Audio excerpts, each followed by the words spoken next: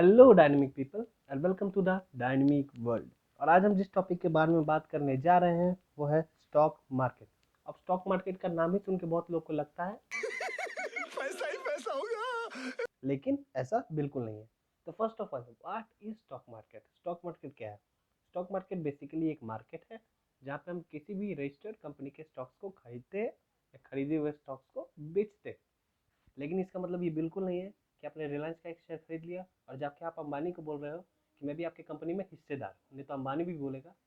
यहीं पटक के चो। अब हम जानते हैं कि सबसे पहला स्टॉक एक्सचेंज कहाँ स्टैब्लिश हुआ था। तो सबसे पहला स्टॉक एक्सचेंज न्यूयॉर्क में स्टैब्लिश हुआ था जिसका नाम था NYSE which stands for New York stock exchange, जो कि स्टैब्लिश हुआ था 1773 में। कहाँ पे? लेवल वॉल स्ट्रीट में। इस पे काफ़ी फिल्में भी बन चुकी है। और इंडिया में सबसे पहला स्टॉक एक्सचेंज स्टैब्लिश हुआ था BSE which stand for Bombay stock exchange, जो कि स्टैब्लिश हुआ था 9 जुलाई 1875 में, जो कि कहाँ पे प्लेस्ड है? दलाल स्ट्रीट, मुंबई में। उसके बाद एक और स्टॉक एक्सचेंज बॉम्बे में स्टैब्लिश हुआ जिसका नाम था NSE which stand for national stock exchange, जो कि स्टैब्लिश हुआ था 1992 में। अब हम जानते हैं कि स्टॉक ब्रोकर्स क्या होते हैं। स्टॉक ब्रोकर्स वैसे लोग होते हैं जिनके वाया हम स्टॉक खरीदते हैं। हम स्टॉक को डायरेक्टली नहीं खरीद सकते, तो हम किसी के द्वारा स्टॉक्स को खरीदते हैं। पहले के टाइम पे 90s के टाइम पे जब हर्षद मेहता थे तो उस टाइम पे इस तरीके से स्टॉक ब्रोकर्स दिखते थे, जो अपने हाथ को रेस करके कुछ साइन रेस करते थे।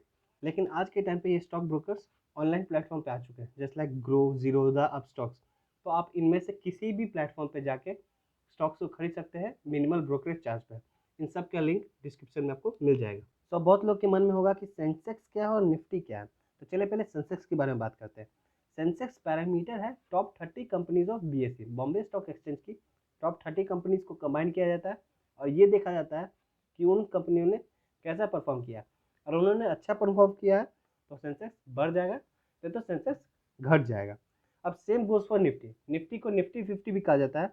यहाँ पे ये एक पैरामीटर है जो कि टॉप 50 कंपनीज को कंबाइन किया जाता है। NSE की, नेशनल स्टॉक एक्सचेंज के टॉप 50 कंपनीज को कंबाइन किया जाता है और देखा जाता है कि वो उन कंपनीज ने कैसा परफॉर्म किया।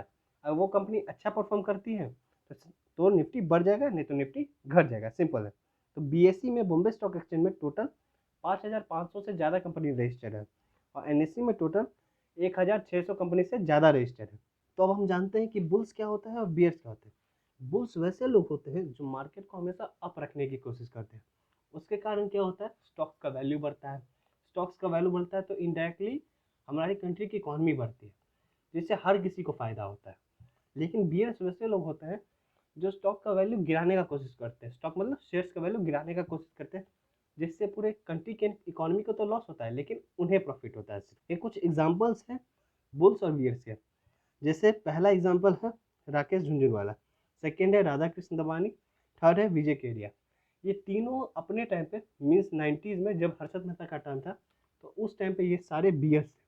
लेकिन आज के टाइम पे ये इंडिया के one of the biggest bulls हैं। अब कुछ मेरे तरफ से टिप्स है, अगर कोई भी बिगिनर स्टॉक्स में पैसे लगाना चाहता है तो वो उन्हें क्या क्या चीज़ के बारे में ध्यान रखना चाहिए। पहला पॉइंट, मार्केट कैप। अब मार्केट कैप क्या होता है? मार्केट कैप कुछ नहीं होता है, बेसिकली इवैल्यूएशन होता है कि आज के टाइम पे उस कंपनी को अगर कोई दूसरा इंसान खरीदना चाहता है, किसी एक कंपनी को दूसरा इंसान खरीदना चाहता है तो उसे टोटल कितना रुपया पे करना पड़ेगा। इसी को कहते हैं मार्केट कैप।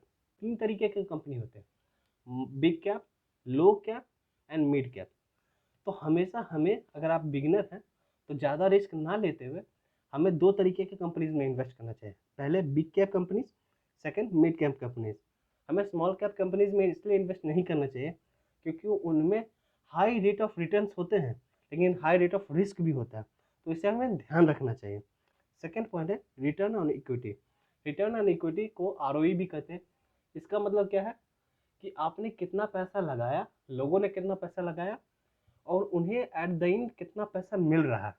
सिंपली भाषा में इसे कहते हैं रिटर्न ऑफ इक्विटी। तो जिसका 15 से 20% रिटर्न ऑफ इक्विटी हो तो उस कंपनी को आप अच्छा मान सकते हैं। और तीसरा पॉइंट है check 52 weeks low as well as 52 weeks high price and invest when the price of stock is nearest to the 52 weeks low price. इसका मतलब क्या हुआ कि पूरे एक साल का आप रिपोर्ट इसका पढ़िए कि 52 वीक्स में इसका हाईएस्ट प्राइस कितना गया था इस स्टॉक्स का और लोवेस्ट प्राइस क्या गया था उस स्टॉक्स का। और मैक्सिमम टाइम आप कोशिश करिए कि अगर आप लोएस्ट पे खरीद सकते हैं, लोएस्ट के नियरेस्ट पे भी खरीद सकते हैं, तो उस टाइम पे खरीदिए, क्योंकि हाईएस्ट पे खरीद के आपको मैक्सिमम चांस होगा लॉस का। और चौथा और बहुत इंपॉर्टेंट, जो सबसे मेन इंपॉर्टेंट पॉइंट है, कि buy stocks of your own choice. आपका पैसा है तो मर्जी भी आपकी होगी और स्टॉक भी आपके पसंद का होगा।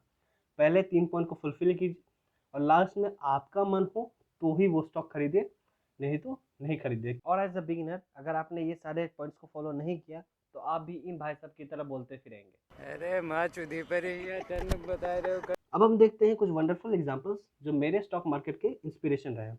उसमें से पहले आते हैं वॉरेन बफेट। वॉरेन बफेट वो स्टार्ट किए थे investment at the age of 11।